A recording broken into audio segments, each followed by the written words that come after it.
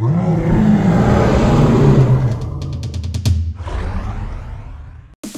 Adrian and welcome to Top 5. The best way to appreciate the good is to see the bad, and that's why this episode is dedicated to the worst games of all time. Now, without further ado, let's begin. Number 5. Ride to Hell Retribution. To start the list, we have a game that came out just last year.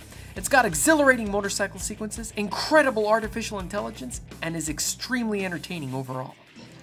Vegeta, what does the scouter say about his sarcasm level? It's over 9,000! Number 4. Big Rigs Over the Road Racing. If you think that you've played the worst racing game of all time, you haven't played Big Rigs Over the Road Racing. This game is so bad that the competitors don't compete and there is no collision detection.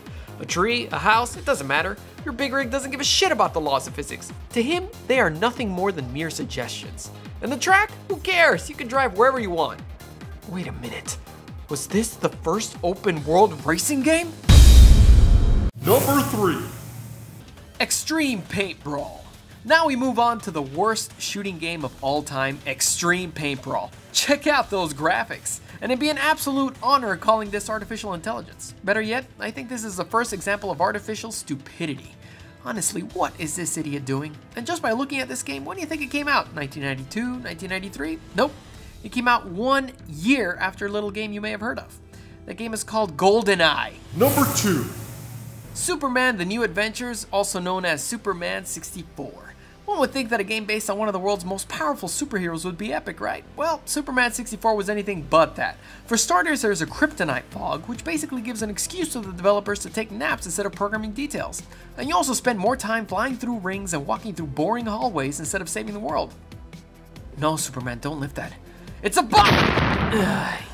If you've enjoyed the top 5 so far, don't forget to subscribe. And now, before we hit number 1, let's check out our honorable mention. Bomberman Act Zero. For the simple act of turning the lovable Bomberman into a cold robot with no personality and forcing you to play through 99 horrible levels without letting you save your progress. Number 1. E.T. It was made in only 5 weeks and had nonsensical, terrible gameplay where you would randomly fall into giant pits. To top it off, they recently confirmed the legend that a huge amount of unsold copies were buried in New Mexico. Which is the worst game you've ever played? Let me know in the comments below and see you next time.